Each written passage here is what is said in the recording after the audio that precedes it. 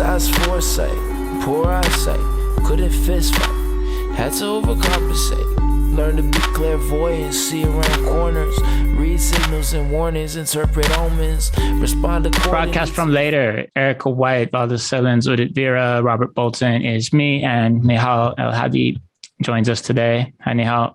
Hello. Nehal is a writer and researcher and the science and technology editor at The Conversation Canada and the editor-in-chief at Studio Magazine. We are talking about weak signals, which are simply data points that indicate significant change could be underway. A few of us have brought some of those weak signals in to share, and we will get into that starting with Udit. Udit, what's your weakest signal? My weakest signal is just some experiences I've been having this week. So I think many of you already know this about me, but over the last decade, I've been super interested in community-owned networks, mesh networks, and things of that nature at sort of two levels. So one is at the technical level, like building out a network that is decentralized in the sense of like the technology is distributed. And then second to that, and this speaks to more of the sort of community wireless movements, which are not the technology itself, which is distributed, but the sort of ownership and governance around the network is distributed. And one of the things that was always a challenge was communicating why this might be even useful to people. So a few years ago in 2015 or 16, I remember I did this big sort of workshop at Toronto Public Library. It was impossible to communicate why this was even something that was interesting because, the types of conversations people were having about the internet at the time were more around broadband, speed, convenience, access to a point as well, but issues around, what could happen if there was a DDoS attack, for example, it was not even like something that people were considering. This last week has been the first week where I encountered so many conversations publicly where people are talking about funding mesh networks in big cities, not just in places that don't have access, which is usually where mesh network conversations really come about. It becomes like an access issue as opposed to like the possibility of setting up a mesh network to avoid takedown or censorship or something like that. I think my signal is really about the general sort of awareness around the possibilities of community networks and mesh networks as a way to circumvent denial of service attacks. Also, the use of peer-to-peer technologies in this last week. So today was a day where a number of chat applications for me stopped working. So Discord during the day, Slack during the day. And the only application that was reliably working for me was Matrix, which is a federated peer-to-peer chat application, which, a couple of my friends host one of the servers for. And so a bunch of people I know were coordinating on that. And even just like a general sense of like where, like the types of things that projects that are being funded right now, like grant applications that are going through in the open source space. It seems like there's a huge appetite for peer-to-peer applications and largely to prevent things like denial of service attacks. I always thought of DDoS attacks as just being like a nuisance, like they're just annoying and then they'll happen for like a few hours and then they're hard to sustain and they kind of fizzle out. But there's something deeper happening right now? So I was trying to figure out like how they were orchestrating this attack today, or if there even was an attack, which is like, there's just so much fog around these conversations right now because, there's also people kind of like trying to hijack the conversation, claiming that they like orchestrated this, which is, I don't know, like I think some people are just trying to claim these things for internet points and for sort of like directing the conversation. I think the way that some of this was orchestrated today was possibly using new edge computing technologies. So for those who don't know what a denial of service attack is basically a way that you take down a server by essentially making a ton of requests to it. So the server is caught up in trying to service those requests. And essentially by doing that, you deny service to real people who have real uses for accessing the service. Think of it as like spam, but like coordinated and at the server level. So the way that usually people do it is you try to take control of a bunch of small computers, bots, IoT devices, and then you use those on your behalf to make requests to a centralized server. And then there are certain servers that are sort of like good targets because they are, kind of important for the meta level functioning of the internet. So an example of that would be like a DNS server, which is essentially like a contact list. And so if you can take down a DNS server, you've like affected a whole chunk of the internet. Other things that are important that you can take down are things like some of the big cloud companies. So AWS, Google Cloud Platform, Microsoft's Azure. And that's because a lot of the internet relies on these companies to function. And so going back to my original point, how is this orchestrated, is if you can get a whole bunch of computers to spam these servers on your behalf.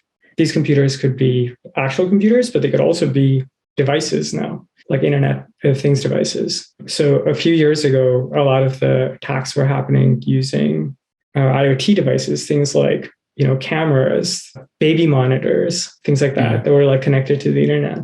Speakers and light bulbs and stuff like that. Yeah. Yeah.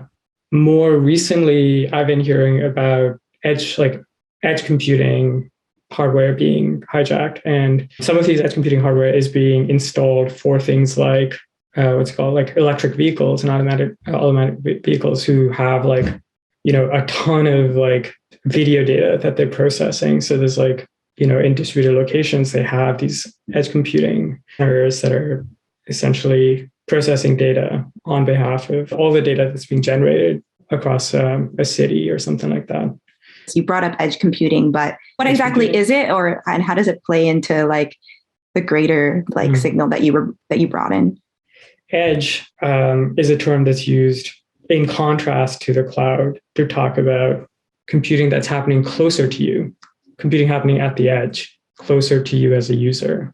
And so why that might be interesting is in certain cases, because of latency, you might not want to have processing happening far away from you at a distance, but much closer to you.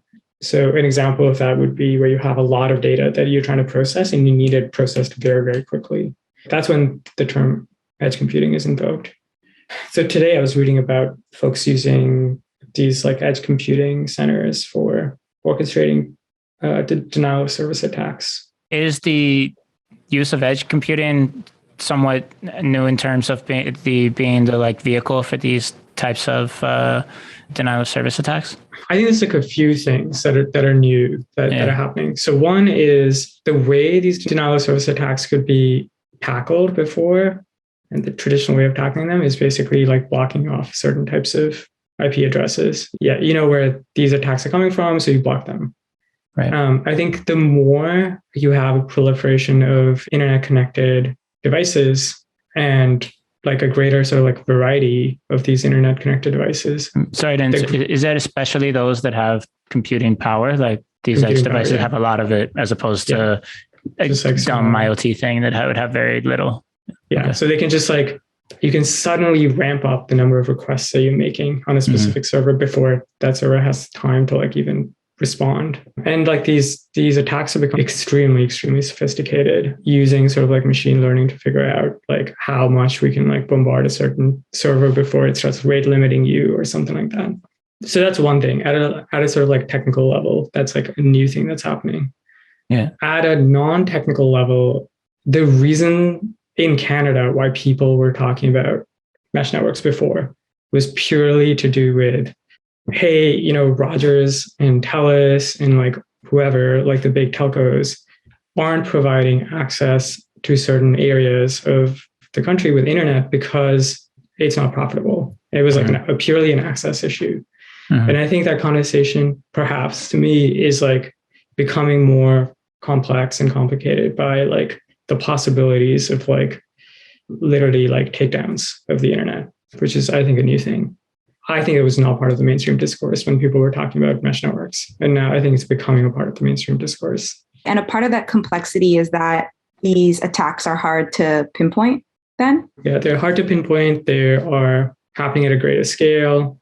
I mean, usually with these sorts of attacks, it's kind of like an arms race where people are developing more sophisticated strategies to perpetrate these types of attacks. And then on the other side, internet providers, people who have set up content distribution networks are also increasingly becoming vigilant and have their own kind of strategies to mitigate spam and mitigate denial of service attacks.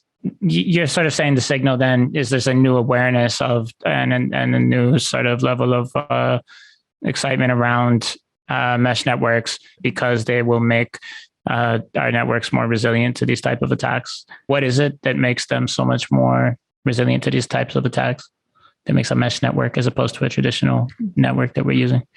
I talked about where in the sort of regular internet, there are specific choke points that the rest of the network relies on for its functioning. And with a mesh network, they can sort of self-heal because there aren't as many central points of failure.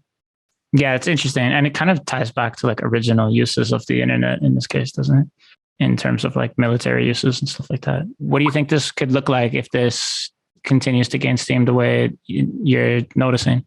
I think it can get co-opted by the tech giants, as these things usually do. And if we could see the Amazon mesh network or something like that, which is just like resilient at a purely technical level, but is more just the same.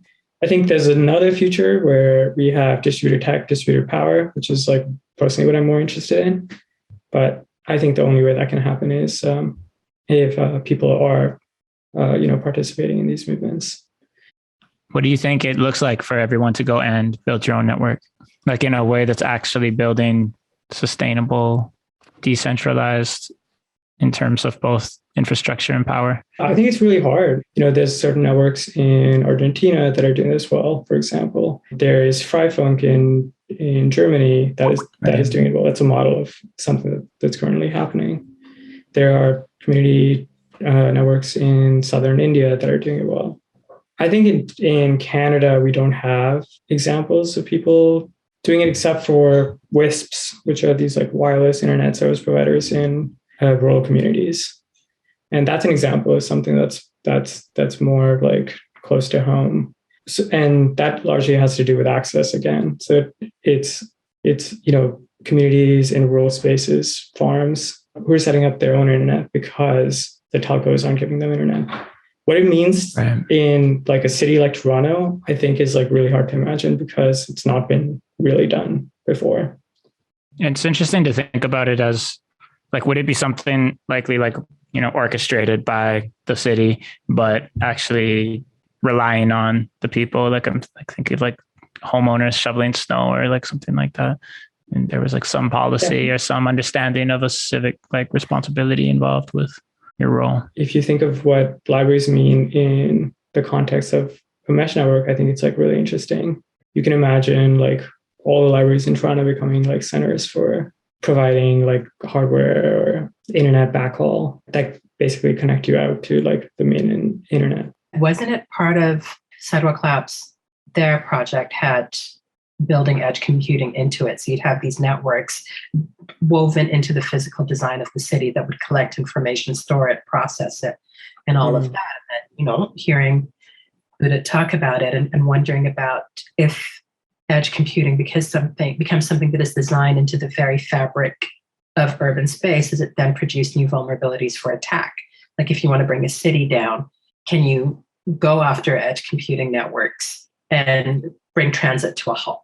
Yeah, no, I agree. I mean, that is kind of the signal, right? Like the more computing power you have, the more distributed the computing power is, the more opportunities there are to set up new types of attacks that are hard to pin down and take down because they're distributed and because the computing power is so massive. All right, Val, the signal and noise.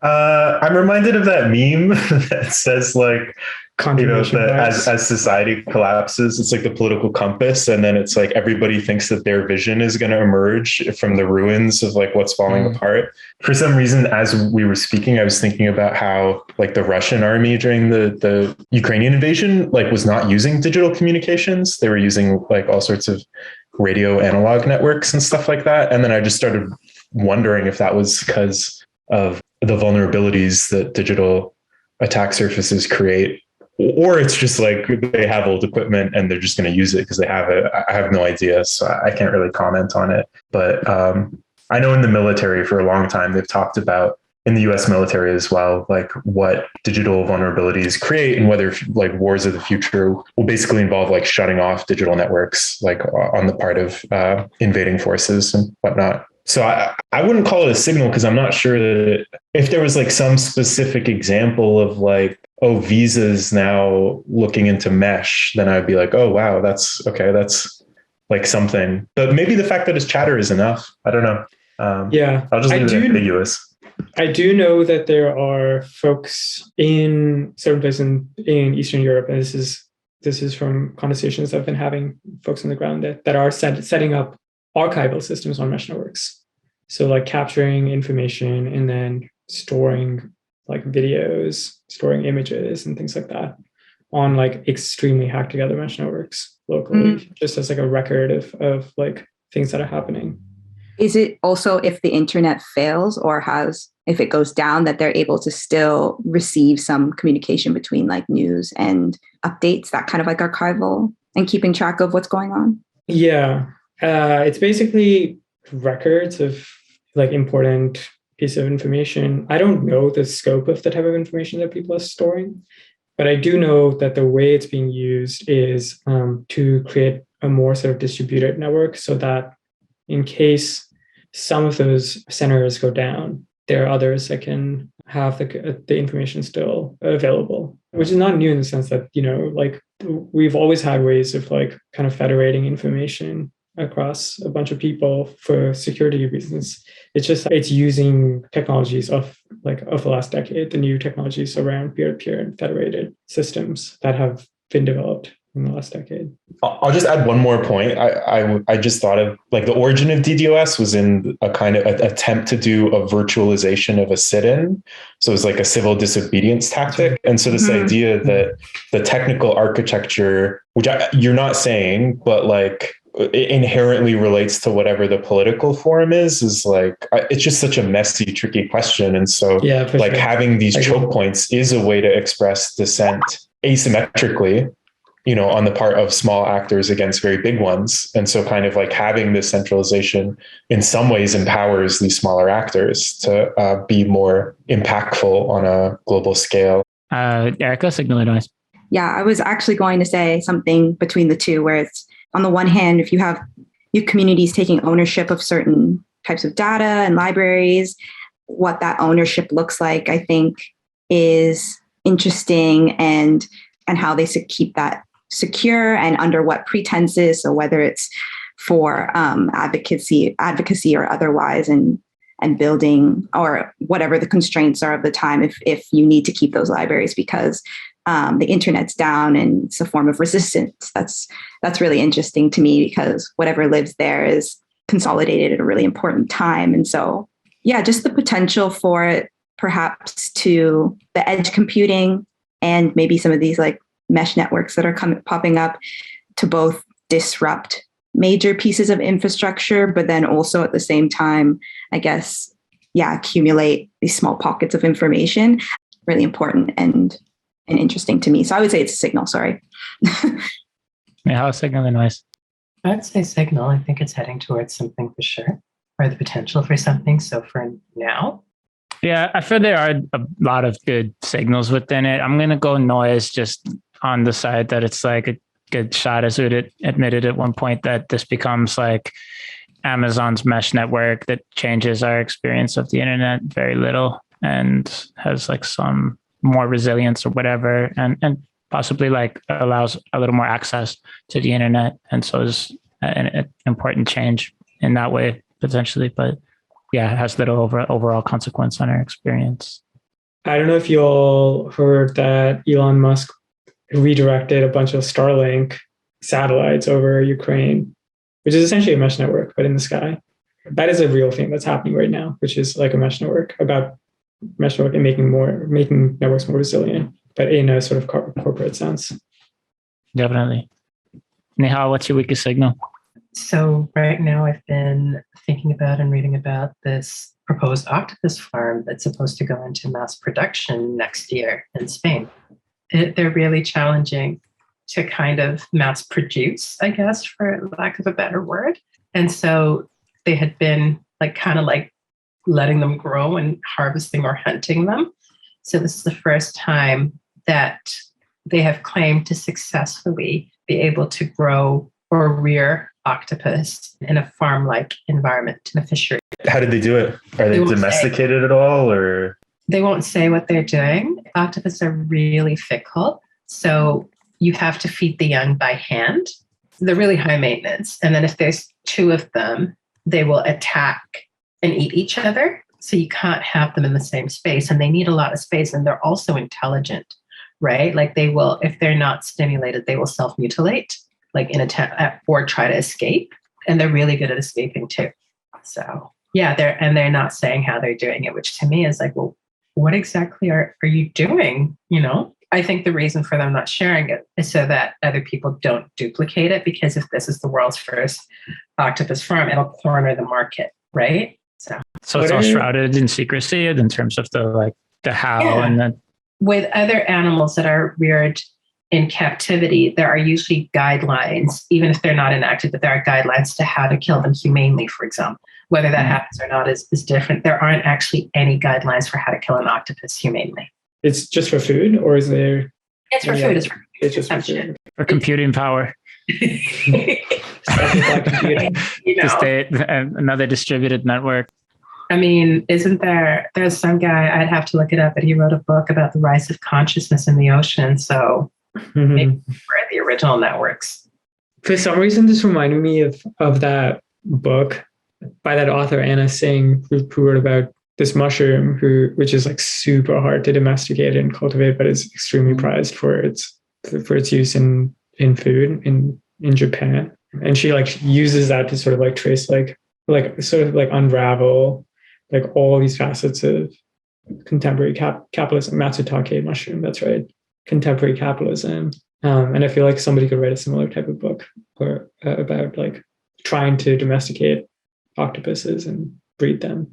What do you all feel about a living thing, a type of living thing that refuses to be domesticated? I think the difference here too, it's not just about this idea of like demand and consumption and production. I think what complicates it is like all of the evidence that indicates that octopus are sentient. Right? So they feel pain, and you could say that about almost every other creature that we consume, but they also feel pleasure and joy and fun, and that they figure things out. They're intelligent in particular ways. And so it seems wrong to treat them as this to transfer them to this consumptive creature now that just kind of exists for food. We don't need to eat octopus. Like it's now one of those foods where you're like, this is the only source of protein, or this makes sense. And it's not part of cuisine in the ways in which like other meats are. Right. And so it seems also kind of like we don't need to do this. Why are we doing it? Apart from market, apart from trends, apart from, this idea, like whatever our cultural associations are with eating octopus. I just get a bad feeling about it. Like it feels like the beginning of like a sci-fi film or something.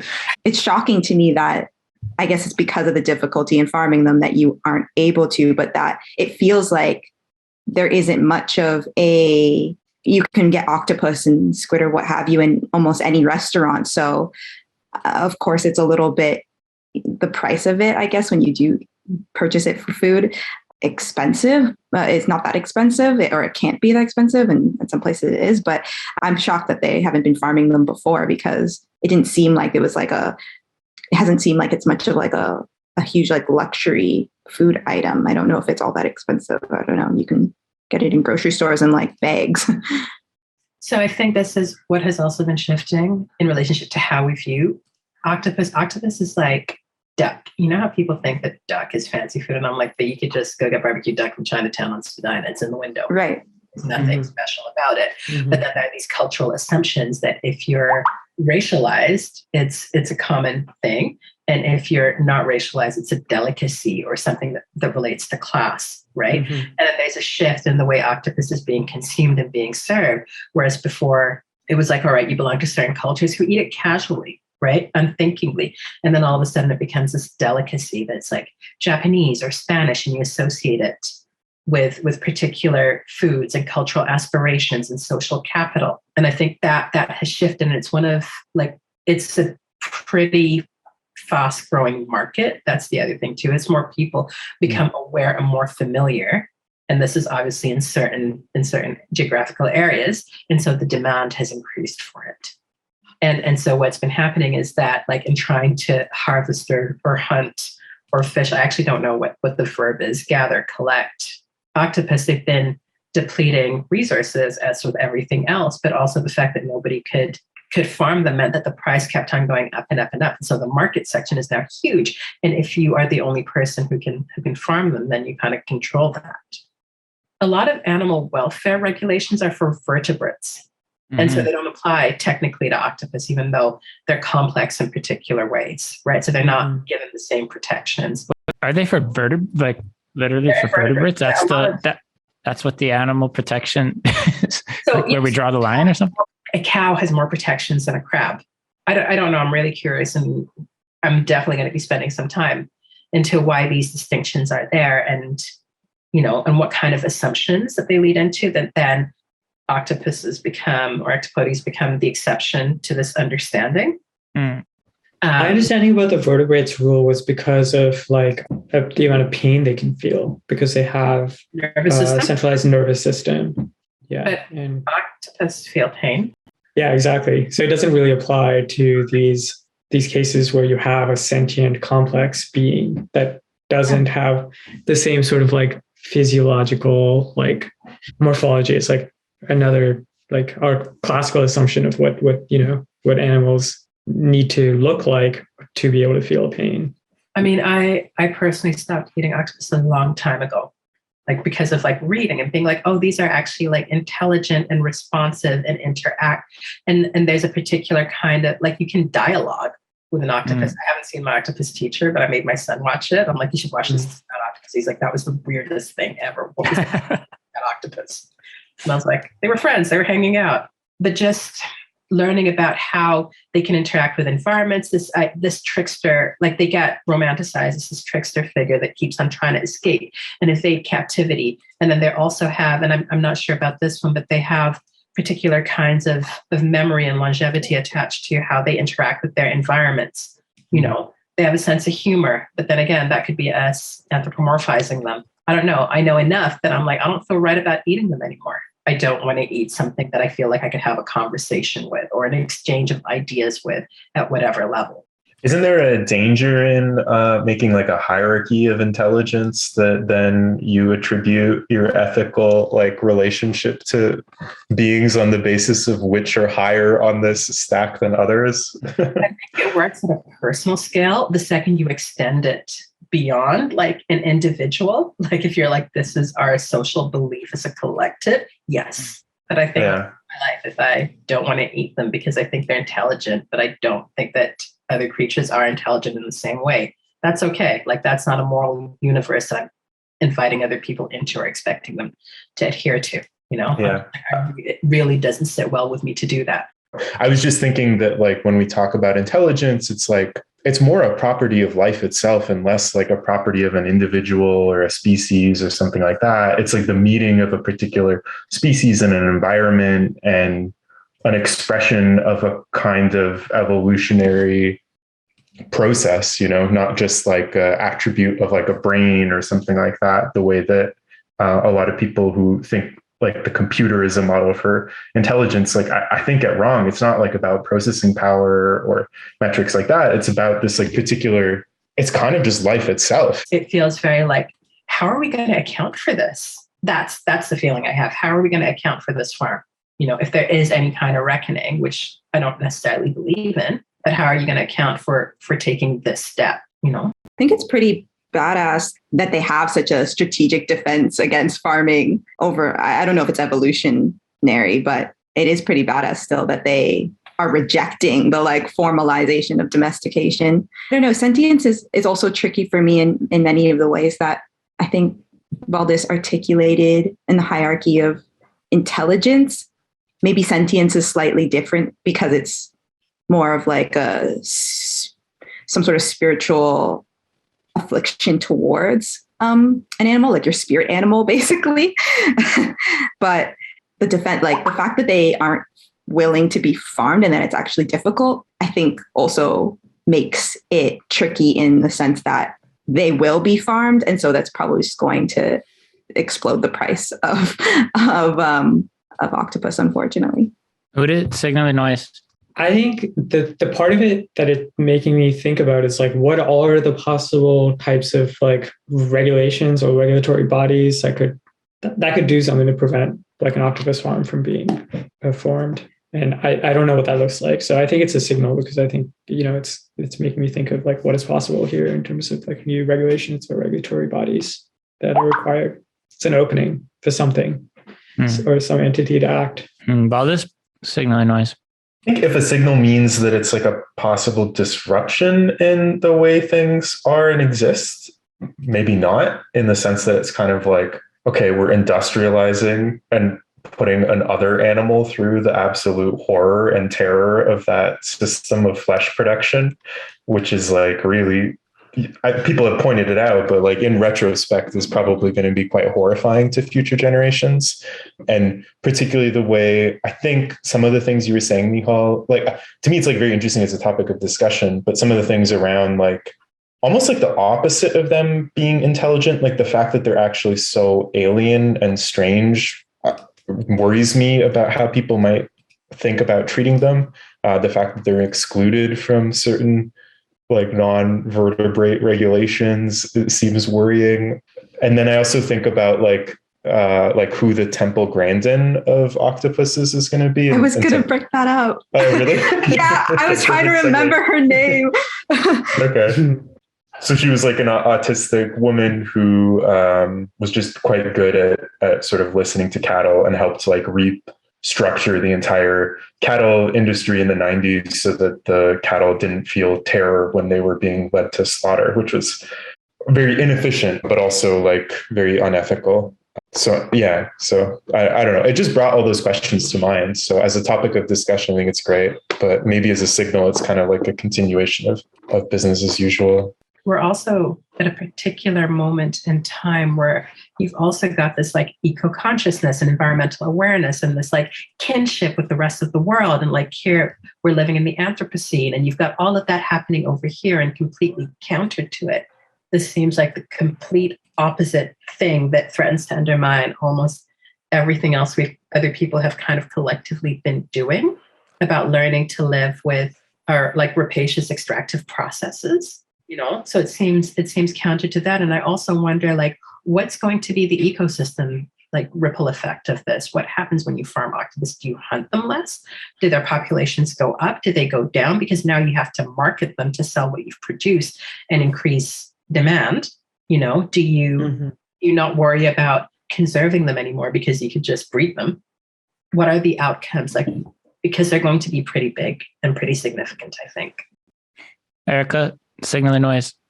It's a signal, but a bit noisy, only because with any intense desire to farm something, I guess I get a bit curious about what those strategies are. And then on the flip side, what the strategies are to protect and perhaps live with those creatures or octopus in this case. And so I am pretty curious about the strategies to protect and live with them, just because there's also a lot of attention on octopus right now. I think that's given with my octopus teacher, but also there is something about the octopus being sentient and this strange creature that exists among us. So I think there'll be some weird strategies to protect or either live with. Yeah.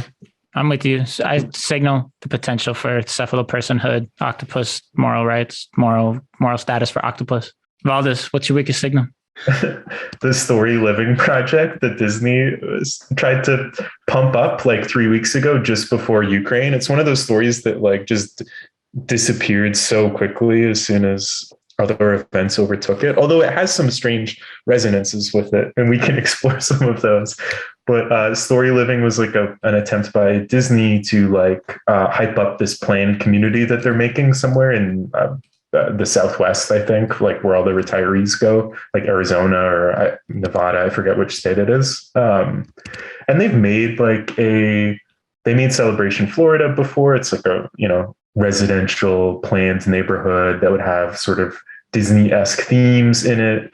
Yeah, this newest one seems to just be like so much more, at least the way they hype it, so much more like immersive and relentless in terms of like, you will literally, if you move to this community, you will literally live out, everybody who around you will be living out characters from the Disney universe, and your entire life, all of the people who are like employed and working there are part of some giant storyline that you then will be participating in. And I just didn't understand what that even meant. Like, when somebody gets sick, is there going to be like a Mickey Mouse at your bedside table, like playing out like the way your tale is told? And like, what are funerals going to look like? Like weddings, it's easy to imagine because they're already so thematic and ridiculous, but these more somber occasions, how far are you going to go before you break character? Like, what is this going to look like? This is a LARPing community at Disney. This is the actual metaverse.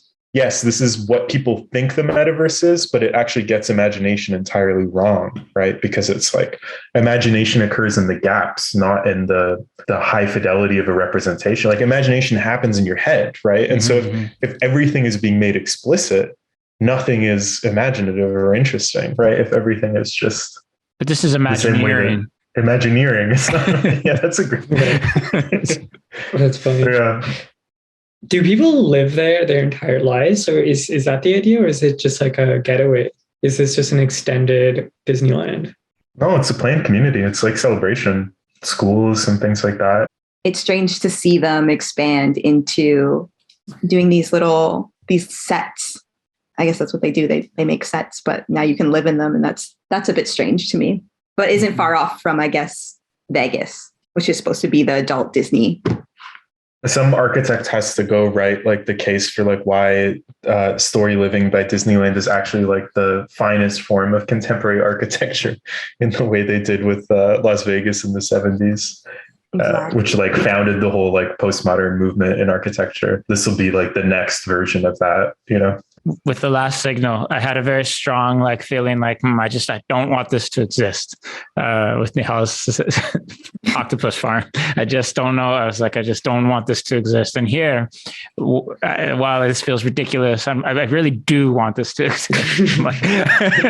Strangely, I don't know if anyone said it, but the easy way to dismiss something like this is just to be like, oh, the lines between fiction and reality are blurring, and it's like, well, no, that's like always been how people live their lives. It's like, where do you think you get your ideas of yourself in the first place? Like, and how you speak and move and all of those questions.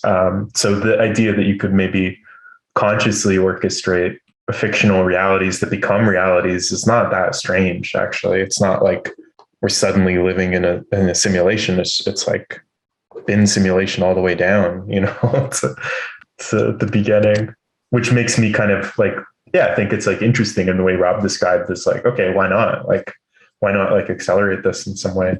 Kind of just feels like future suburbs or something. Yeah, it feels like more of a decorative or aesthetic choice. But I think what I wonder too is like, what anxieties is it speaking to? Like, what reassurances does it provide? Like, is it security, but not just through, the lifestyle that it offers, but the fact that I'm going to guess it's going to be gated or secured in a particular way, right? Yeah. Probably. Like, is there a tribalism to it that if you move into that, then you are with your people, right? Because you obviously have the same sensibilities. Like, what is it speaking to or addressing? Yeah. I want to know some of the other features that would, outside of just a home. So it says, managed by Disney cast members who deliver world-class service and, of course, fun. And then in small text, it says programming will require payment of dues and or fees. So it seems like the sort of like thematic performances are like separate to the home. They think of them as programming. That's an additional service on top. It's the mini bar of the community. It's the mini bar of the community. Yeah. You get to kind of just like, it seems like a weird site, like tapping into people's relationship to fantasy and psyche like in a weird way, or maybe an extension of what's been done so far. Like, what kind of life do you want to live where all of a sudden, like a Disney princess flits across your front lawn because you paid $50 for that service? Or like Goofy's your Uber driver. Like, what are they doing? You know, and it's still, at the end of the day, it's a man in a goofy suit. I like the idea of a Disney news network. What would they feature?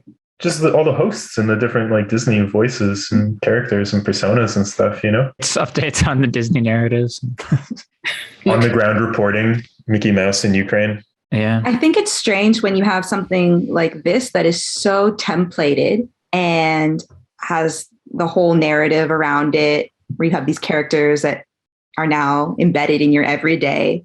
But then when you get spin-offs of that, I'm thinking of some of those subdivisions that have popped up already that are meant to look like castles, that emulate the castles that you'd see in Disney, but they're just massive pieces of land with like their subdivisions with all the different houses on, with the same house on it, same house within the subdivision. And I think that's when it's just a weird spin-off of this, which there's so much time put into perhaps what this infrastructure or whatever this Disney World will look like, this adult Disney World will look like.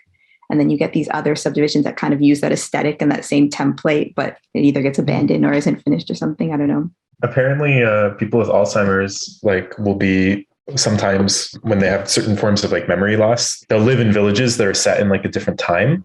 In like the Netherlands, this will occur because it's like, it just helps ease anxiety and stuff like that. And there's a long, like an ethical debate around whether with somebody who has memory loss, should you tell them that they're not living in the reality they think they're living in, or should you just allow them to live in that reality? And Netherlands ended up allowing people to do that more. I used to don't know. teach one of these courses, and in one of them we looked at aging and memory loss.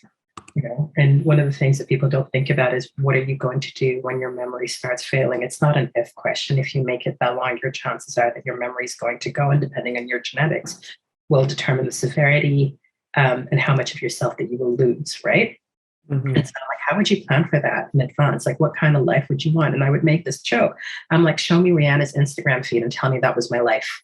Like, let me have those moments. So if you could plan that out in advance, would you be like, this is what brings me comfort? So yes, this is what I want. And could you intentionally choose it rather than wait until you experience dementia and memory loss and then kind of have to grasp at whatever's given to you or offered to you?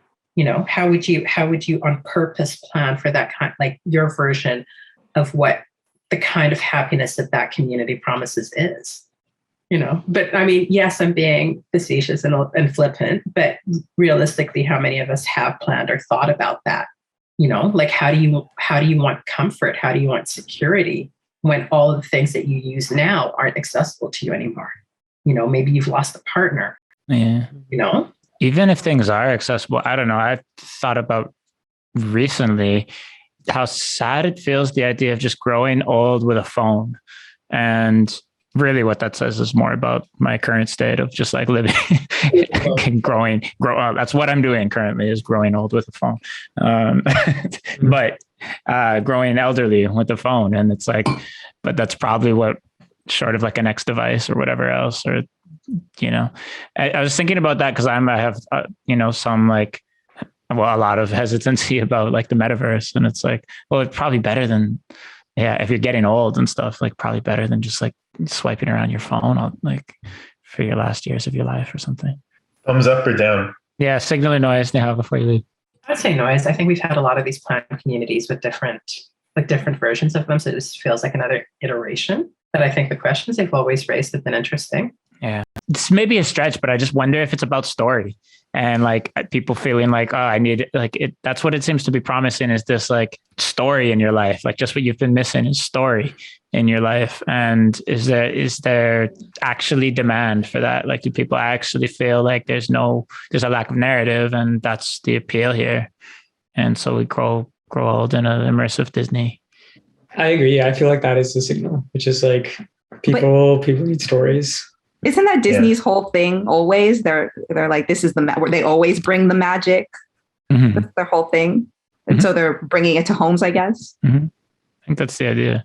I guess so. But I don't know if it's different than what architecture sells as well. Architecture is also supposed to be the magic in between the physical and what you'd imagine. And degrees. I think there's a spectrum. But like most architecture doesn't involve like a narrative in such a literal way. Not one that's like playing out with actors potentially and based on a whole narrative franchise.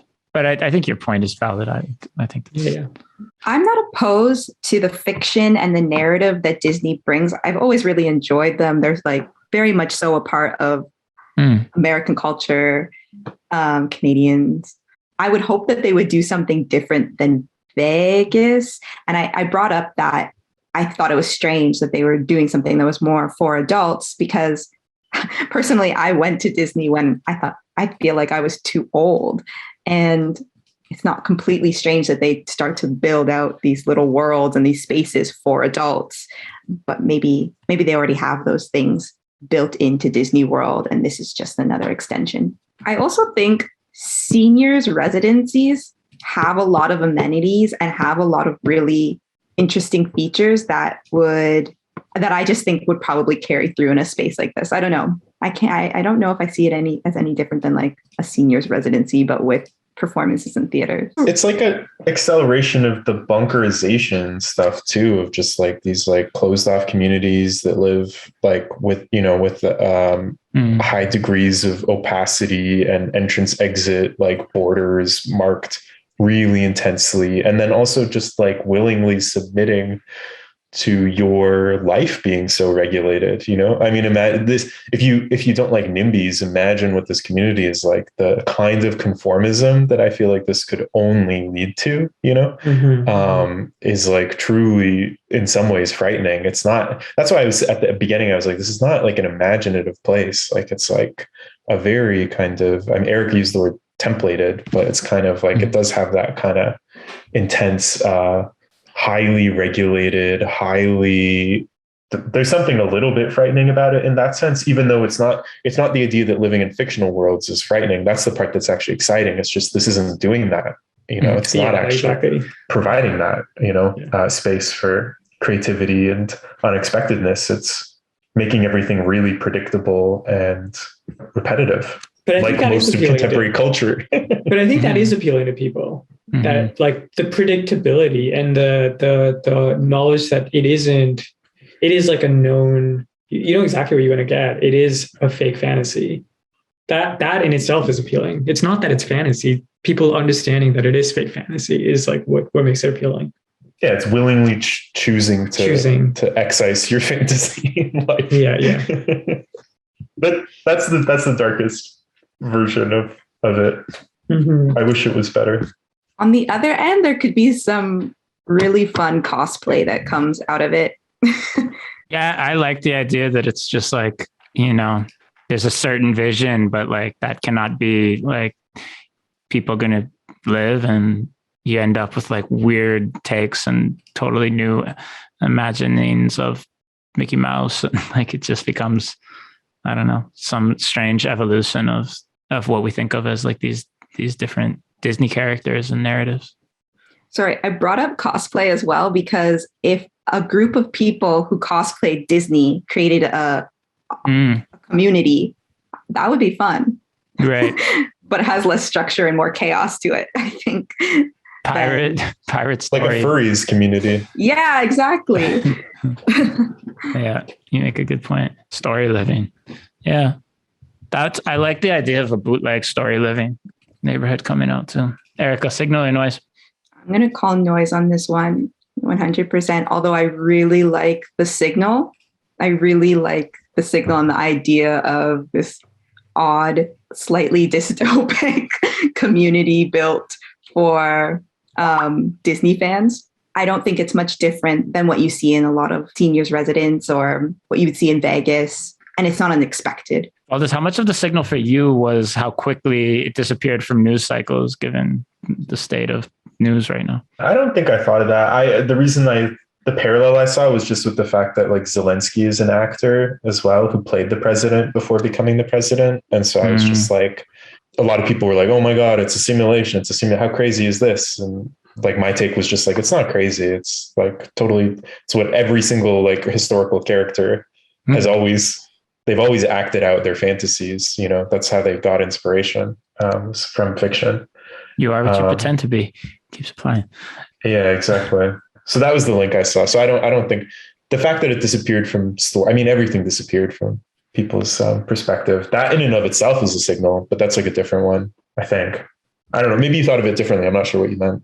No, I was just curious because you had mentioned it at the beginning when you introduced it, just that it was like something that popped up and was just gone almost as quick as it popped up. And I noticed it a couple of times, like popping up in my feed, like whatever that was 2-3 weeks ago. And I was like, I'll go look at that at some point, and I never got around to it. So I was just curious if any of that was part of the signal for you. Who did signal or noise? I think it's noisy, but it raised some good conversations. I do think people want predictability. That's why they are interested in the fake fantasies. I'm still interested in like the real bunkers being formed in like inside like video games and things like that. Like, you know, people spending like extended amounts of time like online in video games and like living out in their entire like forming like real relationships and like living out their entire lives in like weird story universes online. And I don't know, that is like super interesting to me. Yeah. And it is like, I mean, I feel like it's talked about in some ways, but it's like very discounted, but purely on aesthetic grounds, I think, in like among people I know and probably we all know. But I think it's like, I think it is happening and it's more interesting than like the bunkerization by Disney. Yeah, I don't know. I find it's like a pretty interesting signal, just like within the context of everybody talking about, like, if we were to call this virtual reality, I was like an extension of that, I guess, like just the idea of anything that is like creating virtual fictional world that you're immersed in. It's like an interesting kind of like ripple. It's like, I would almost say everything around it feels pretty noisy, or is just like, at least feels pretty baseline. And this is at the very least like something distinct among all the assumptions we have about metaverses and time playing video games and so forth. And I think like that could be interesting because some of the stuff Erica was talking about of just like, yeah, what if you just like cosplayed 24/7 in your neighborhood with your like neighbors or whatever, like you'd probably still be able to like do all the things you normally do in a neighborhood. And like, but if you just like kept up a certain character among certain interactions or something, like, I don't know, why not? It sounds kind of fun. Like that could, but like, not just kind of fun, but it's kind of like, why are we choosing instead to like put our head into a game or whatever and like basically do the same thing with like, yeah, in cross remote space, like in a headset or looking at a screen. Cosplay as a prefigurative practice. Yep. Broadcast from later.